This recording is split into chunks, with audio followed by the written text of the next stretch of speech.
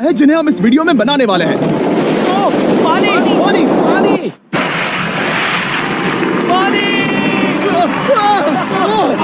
आपने अभी अभी केन्या के एक छोटे से गांव को पीने के पानी का अनलिमिटेड सप्लाई मिलते हुए देखा, वो भी सिर्फ 1 सेकंड में। अभी एक कुआं बना है और 99 बाकी है। आपको ये वीडियो बहुत पसंद आएगा। इन 100 कुओं को मिलाकर 5 लाख से ज्यादा लोगों को पीने का ताज़ा पानी मिलने वाला है। केन्या की इस साइट पर कुछ कुएं बनाने के बाद हम नाइरीरी स्कूल सिस्टम के साउथ में गए और कह सकते हैं कि उन्हें हमसे मिलकर बहुत खुशी हुई। क्या हाल है? मैंने ऐसा नहीं सोचा था।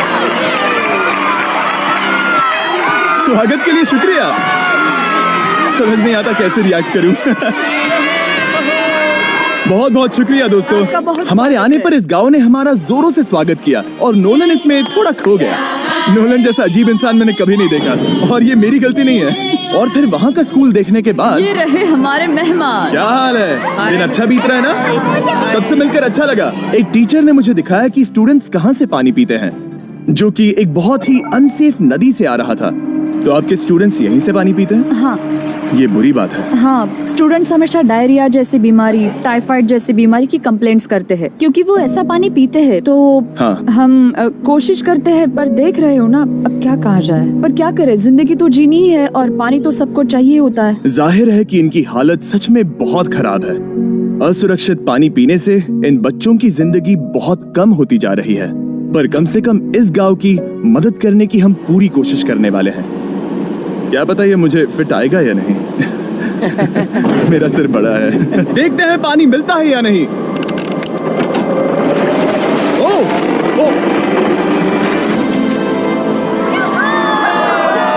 बारिश हो रही है, क्या नजारा है। पानी जमीन से बाहर आने के बाद उसे ऐसे बैरल्स में इकट्ठा किया गया और बैरल्स को वाटर टावर्स पर लगाने के बाद आसपास के गांव के लोगों के पास सिर्फ पीने के लिए साफ पानी ही नहीं था, पर एक प्रेशराइज्ड वाटर सोर्स भी था, जिसका मतलब है कि लॉन्ड्री के लिए सुरक्षित पानी भी मिलेगा।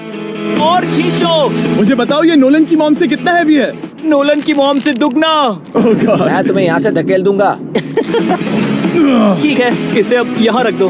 हमने केन्या में और 20 कुएं बनाए और उसके बाद इसके जूते में भी कुआं डोंट है। वरी, मेरे दूसरे जूते में भी पानी है। मैं बताता हूँ कि हमने ये 29 कुएं कैसे बनाए। इस विशाल सी ड्रिल से जमीन में सैकड़ों फीट गहरा गड्ढा किया, वो भी पॉल्यूटेड सोर्सेज से होकर सीधे विशाल से पीने लायक पानी तक। उसके बाद हमने पाइप्स इंस्टॉल किए ताकि लोग पूरे अफ्रीका में इन हैंड पंप से पानी ले सके और नाइरीरी में भी। इसे टेस्ट करके देखते हैं। पानी जैसा है। मुझे इस 5 गैलन ड्रम को भरने के लिए 5 मिनट लगे। इससे एक दिन में कितना पानी मिल सकता है? 3600 गैलन्स एक दिन में। ये ना केवल स्कूल के 400 बच्चों को कवर करेगा, बल्कि स्कूल के आसपास के गांव वाले भी इसका अच्छे से इस्तेमाल कर सकते हैं। पानी के लिए शुक्रिया। कोई बात नहीं। ये पंप नॉन स्टॉप 30 सालों तक चल सकता है।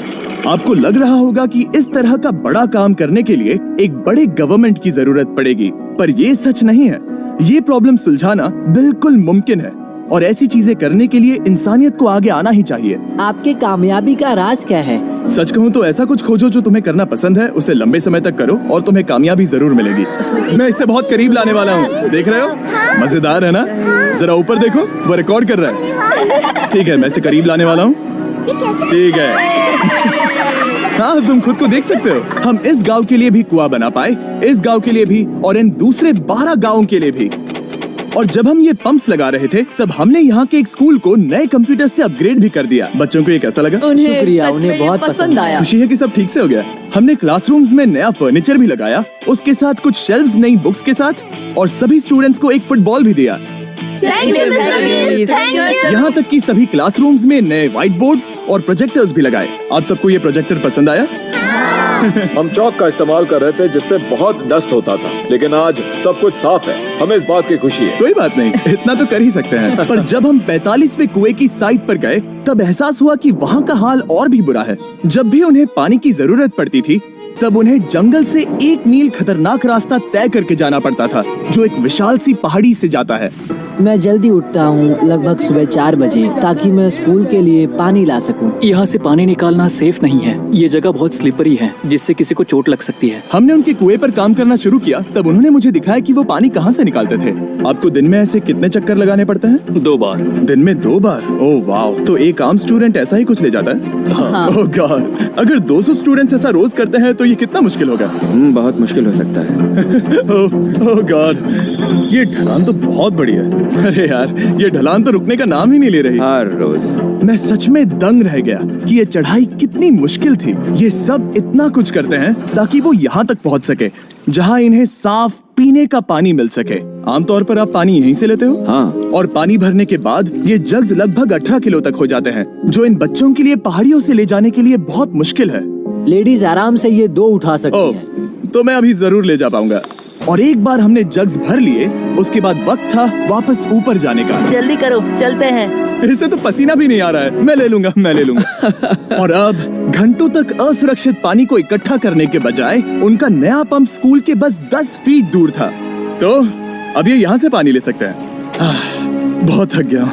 और फिर हम गए हमारे अगले गांव में, जहां हमने बनाया हमारा 46वां कुआं। पर हमें एक प्रॉब्लम से गुजरना पड़ा। हमने देखा कि ये गांव आधे से बटा हुआ है, वो भी इस खतरनाक सी नदी से। ये अभी इतनी खतरनाक नहीं लगेगी, पर जब बारिश का मौसम आता है, पानी ऊपर तक आकर इस पुल को पूरी तरह से निगल लेता है। और ये पुल इसलिए इतना जरूरी है क्योंकि वहाँ जो गाँव है, वहीं पर सभी हॉस्पिटल्स और स्कूल्स हैं, इसलिए यहाँ से रोज गुजरना पड़ता है। ये खतरनाक है, लेकिन इस पुल के अलावा इनके पास और कोई ऑप्शन नहीं है। जब ये नदी उफान पर होती है तो ये किसी को भी बहा ले जाती है। लोग, स्टूडेंट्स, यहाँ तक कि जानवर। हाल ही में इस नदी को क्रॉस करने की कोशिश में हमने 3 लोगों को खो दिया। इस तरह किसी की जान जाना पागलपन है और हम इसे स्वीकार नहीं कर सकते। और जिस पल हमने इस बारे में सुना, तब हमें मदद करनी ही पड़ी। तो पंप तक जाने वाले पुल को जब हमने ठीक करना शुरू किया, तब हमने केन्या से 2000 मील दूर जिम्बाब्वे देश का भी सफर तय किया। अफ्रीका में आए 1 हफ्ते से ज्यादा हो गया है और अब भी कई पंप्स लगाने बाकी हैं। तुम में से बदबू आ रही पर है। मैंने सुबह ही शावर लिया था। बात होते ही मैं हाथ नीचे ले लूंगा। इस काम के लिए मैं तुम दोनों पर भरोसा कर सकता हूँ? हाँ। हमें सबसे पहले एक लोकल हॉस्पिटल की जांच करनी थी, जहाँ साफ पानी की सख्त जरूरत थी। अंदर जाने पर हमें पता चला कि इस क्लिनिक की इस गाँव को कितनी जरूरत थी। 1 साल में यहाँ पर कितने बच्चे जन्म लेते हैं? 1 महीने में करीब 50। इसका मतलब 1 साल में पूरे 600। वाह! पर दुख की बात यह है कि इन प्रेग्नेंट महिलाओं को सिर्फ पानी लाने के लिए 1 मील तक जाना पड़ता है और इन भारी बकेट्स को लेकर वापस आना पड़ता है। पर अच्छी खबर ये है कि हमने इनकी पैसों से मदद की यहाँ पर एक मॉडर्न पंप लगाने के लिए। संभाल के, इसे पकड़ो। और अब बस देरी थी इसे शुरू करने की। ठीक है नोलन, क्या तुम तैयार हो? मैं तैयार हूँ। ओवर। मुझे एक ड्रामेटिक जूम इन दो। नोलन, मैंने बटन दबा दिया है, ये काम कर रहा है?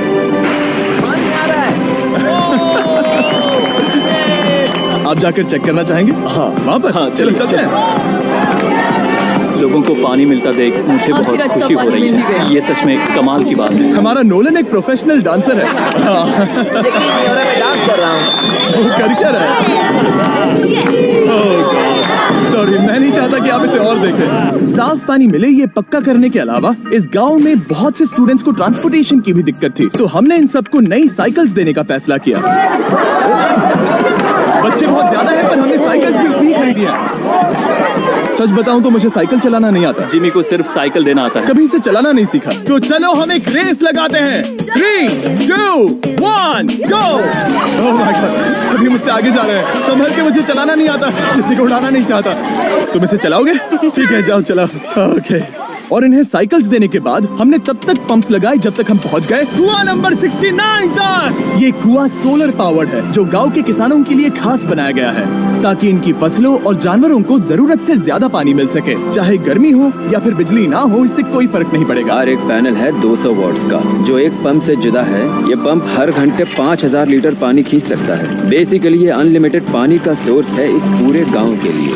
ये बहुत बढ़िया है। और जिम्बाब्वे छोड़ने के बाद हम चाहते थे कि अफ्रीका की सभी कम्युनिटीज को पानी मिलता रहे। इसलिए हमने और कुछ पंप्स बनाए युगांडा में, सोमालिया में और कैमरून में। कैमरून में हमने क्या क्या किया ये देखने के लिए फिलैंथ्रोपी चैनल पर हम जल्द ही एक वीडियो अपलोड करने वाले हैं। इन गाँव में वक्त बिताने पर मुझे एहसास हुआ कि पंप्स लगाना कितना जरूरी होता है। कैसे ये खेती को पानी देते हैं, भूखे का पेट भरते हैं, कैसे ये हॉस्पिटल्स को साफ सुथरा रखते हैं और सबसे जरूरी कैसे ये आने वाले पीढ़ी के बच्चों के लिए लंबी और हेल्दी जिंदगी जीने में मदद करते हैं और इससे कम्युनिटीज का भविष्य भी सेफ होता हम है। बहुत समय से इंतजार कर रहे हैं साफ पानी के लिए। Water is life. और कुछ लोकल लोगों की मदद से हमने आखिरकार ये पुल पूरा कर ही लिया, जिसे ये कम्युनिटी अगले 100 सालों तक इस्तेमाल कर सकती है। कई जिंदगियां बचेगी, परिवार एक साथ आएंगे, परेशानियां चली जाएंगी। इस वीडियो में हमने जो 100 पंप्स लगाए हैं वो कई जिंदगियां बदल देंगी, पर ये काफी नहीं है। इसीलिए मैं चाहता हूं कि आप जाने से पहले beachphilanthropy.org/bells पर जाएं और मुमकिन हो तो पैसे डोनेट करें। मैं सच कह रहा हूं, हमें इस वीडियो से एक पैसे का भी फायदा नहीं हो रहा है। इस वीडियो से जितने भी पैसे आएंगे वो 100% इन पंप्स को बनाने में खर्च होंगे, वो भी पूरी दुनिया में। पता है ये अजीब है कि एक यूट्यूबर को ये सब करना पड़ रहा है, पर किसी को तो करना ही होगा। अगर कोई नहीं करेगा तो हम ये करेंगे ही। आप देख सकते हैं इस काम से कई कम्युनिटीज की जिंदगियां बदल रही हैं।